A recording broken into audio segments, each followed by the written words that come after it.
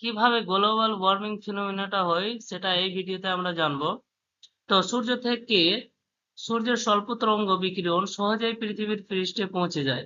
পৃথিবী সেই শক্তি শোষণ করে এবং পৃথিবীটা কি হয়ে যায়, গরম হয়ে যায়। তো এই যে স্বল্প তরঙ্গ গুলো আছে, এটা কি করে, এটা পৃথিবীতে আসে এবং পৃথিবীটাকে কি করে দেয়, গরম করে দেয়। এরপর পৃথিবীর দীর্ঘ তরঙ্গ বিকিরণ আকারে সেই তাপ মহাকাশে পাঠাতে চায়। এই যে তাপ গুলো এসছে সূর্যের বিকিরণ গুলো, সেটাকে আবার কি করতে চাই, সেটাকে মহাকাশে পাঠাতে চাই পৃথিবী, ঠিক আছে, লং ওয়েভস এর মাধ্যমে।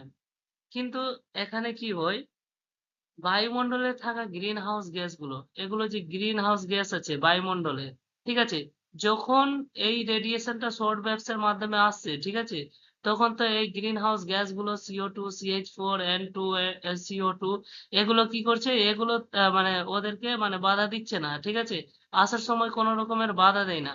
কিন্তু যখন এখান থেকে পৃথিবী থেকে যখন মহাকাশে যায়, তখন এরা বাধা দেয়, ঠিক আছে। তো লং ওয়েভস কে এরা বেরোতে দেয় না। এর ফলে কি হয়ে যায়, সে তাকে রিটার্ন করে আবার কোথায় পাঠিয়ে দেয়, এর ফলে আবার রিটার্ন করে ওদেরকে পৃথিবীতে পাঠিয়ে দেয়। ফলে পৃথিবীর যে গড় তাপমান আছে, পৃথিবীর গড় তাপমান 25 ডিগ্রি 15 ডিগ্রি সেলসিয়াস। এবার কি হয় যে পৃথিবীর গড় তাপমানে বৃদ্ধি পায়, বৃদ্ধি পাওয়ার ফলে এই গ্লোবাল ওয়ার্মিং ফিনোমেনাটা হয়। এবার যদি প্রতিলোম বিকিরণে যদি বৃদ্ধি হয়, তাহলে গড় তাপমাত্রাতে বৃদ্ধি হবে। আর এই বৃদ্ধি হওয়াতেই আমরা গ্লোবাল ওয়ার্মিং এর মতো ফিনোমেনাটা ঘটে। আশা করি তোমরা বুঝতে পেরেছো।